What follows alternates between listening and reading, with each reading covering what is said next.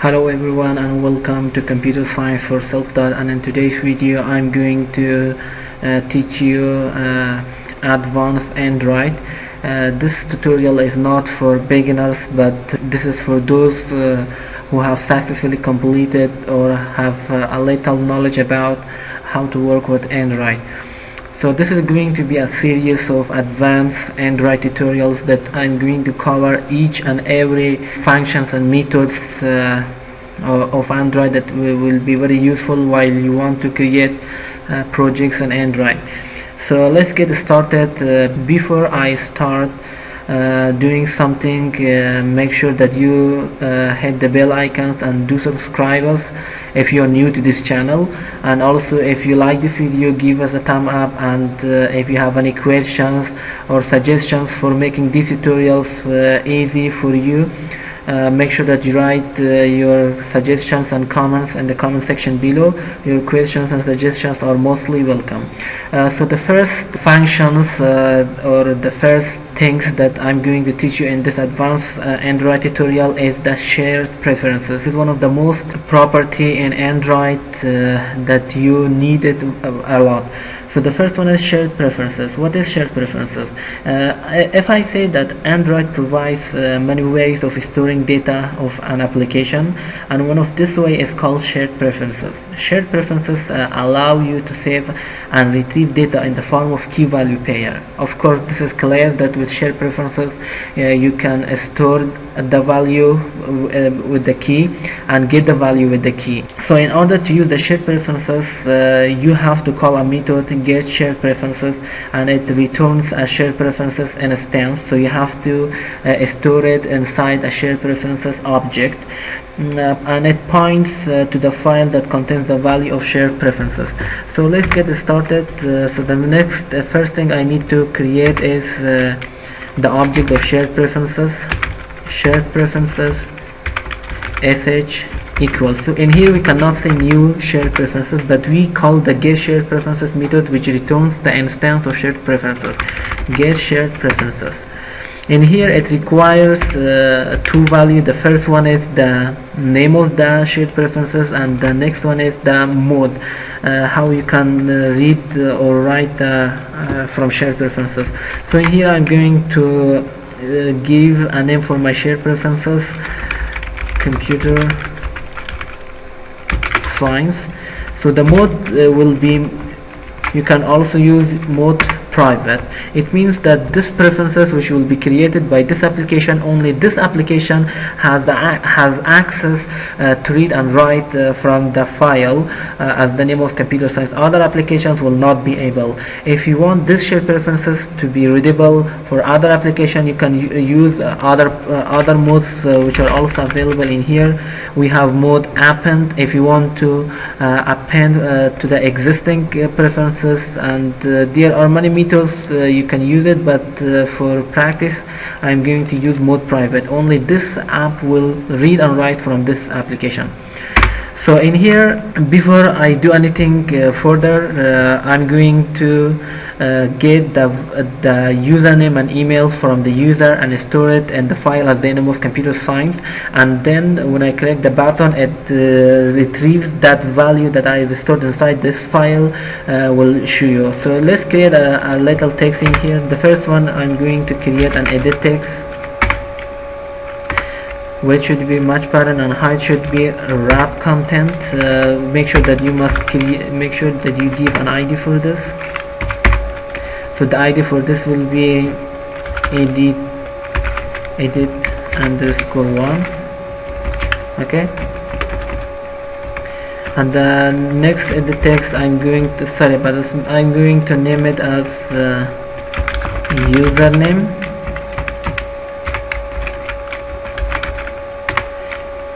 Match parent, wrap content. I'm going to create an ID for this. It should be email, and it should be located under the username. So we use a tag as the name of layout _ below @id. Make sure that you do not write @+id, because it's going to create another ID for this edit text. So I use @id /username. So as you can see, it is located under the username. If I write a hint in here, email. So whenever the user enters his username and email, and whenever click that OK button, so it's going to save the username and email inside a preference file. So I'm going to create a button for this, @id save it. So whenever the user enters his username and email, and when clicks on save button, it's going to store both the values inside a file of the name of shared preferences. And whenever user clicks the shoe button in here, if I create another button in here,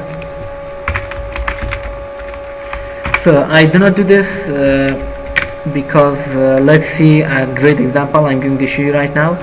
So in here I'm going to create two buttons, okay, and they are not buttons, they are edit text. Sorry about this, edit text. And let's create another button, save button.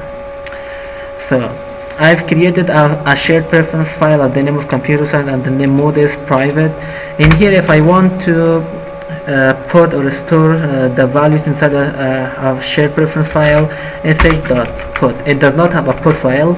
We must call the edit method, and it returns an editor object. By the editor object, we can put the values inside a shared preference file. So I'm going to use the sh.editor. As you can see, it returns an object as the name of editor. So we store it inside an editor object, edit. Make sure that you use the shared preferences dot editor, okay, edit equal to sh. Now we use the edit object, edit dot put a string, put boolean, put float, blah blah blah. So if you want to store a string value, make sure you use this, and if you want to store boolean values, you can also use this. Make sure that you provide the key and the value in here. So as of now, I'm going to store both of my values are strings, so I'm going to use this one. The first one is the key. Make sure that you provide the key for it. For example, I provide a username. I'm going to initialize both of the edit text. Username equals to edit text find viewer id r.id dot the name of that file was the username, and the next one is email, and the next one is save button equals to button find viewer id r.id dot okay, r.id dot save. Now whenever the user clicks on save button, new view dot on click listener, and now we have to import the unimplemented method. Click OK. Store those values inside a shared preference file in here. First we have to get the values from the both of the edited string name email equals to email dot get text. Sorry, both of these email to save, okay, email dot get text, because it returns the type of editable. We are going to convert that to a string, okay, dot to a string. Now we have both of the values, so we now need to store them inside the shared preference file. We have the edit object, so by using the edit object we put both of those values. The key for this should be username, and the value should be name. Edit dot put a string, it should be email and also email to save. So these two values have given error, so we have to make them final. Where is the edit in here? Sorry about this. That's it. So whenever you put your values inside your shared preference, make sure that you call the commit method. If you do not call the commit method, your values won't be saved. Edit dot commit.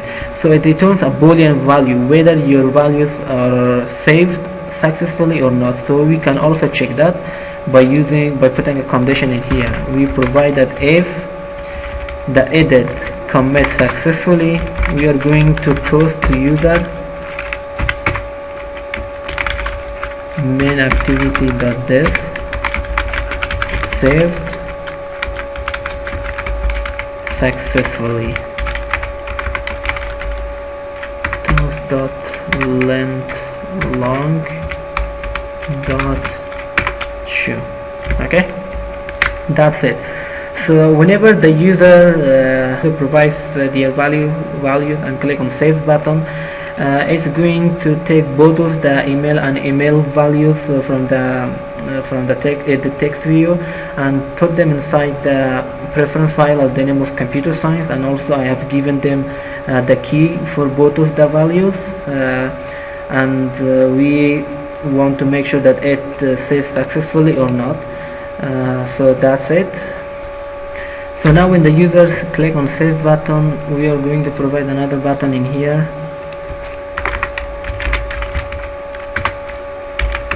match wrap, and the ID for this should be show, and the text should be below ID, and that's the save button. And here we are going to create another button for this. So show the text, we are going to put it here right now. Really sorry, I was confused. Okay, whenever the user clicks on save button, we need to create another object of the shared preferences. sh equals to get shared preferences. We need to provide the name of that shared preference. The name of that was computer science.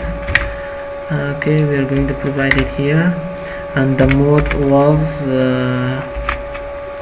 private. Now we are going to toast it to user sh.get string. The key for the name was username, because we are going to get those values based on their keys. Okay, username, and we must also provide a default value, or you can also provide null, or you can also provide a default value in here. For example, I'm going to provide something like this. If it didn't return the username, and the username sh.getString. So the key for the email was email, also provide a default value. So that's it, guys. I'm going to show it in my emulator right now. It might take a little time because Gradle takes a little time to compile all of the Android codes. So let's see what it pops. Also provide different modes in here, like mode app underscore append. The append will append the new preferences with the already existing preferences, and mode enable write ahead logging. It is database open flag. When it is set, it would enable write ahead logging by default.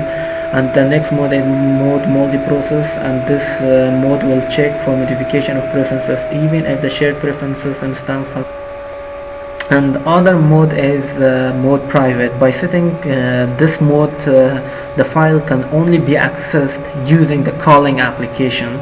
And the next mode is mode world readable. This mode allows other applications to read the preferences. If you want your preferences file should be read or write by other files, so you can change the mode to mode world readable, or you can also mode writable. This mode allow other applications to write the preferences. So let's see our output. For example, the username in here is, I'm going to provide my name, sayyid.ali@gmail.com. So whenever I click on save button, it's going to take my username and email and put them inside the shared preferences with the value pair, name with the value with the key username, and email with the key email. And when it's saved successfully, it's going to pop up a message which says save successfully. Let's see what it happens. So you can see save successfully in here, edit commit. And whenever I click on show your values, gets the username and email from the shared preferences as the name of computer science, and it's going to pop up using the toast message on the screen. So whenever I click this, you can see email this one and the username is that one. So that's it for today's video. If you like this video, make sure you give us a thumb up, and if you're new to this channel, please do subscribe and hit the bell icon whenever I upload new videos so you can get notifications. And if you have any questions or suggestions for making these tutorials better for you guys, put your suggestion in the comment section below. Your suggestions are mostly welcome. So till next video, have fun learning and peace out.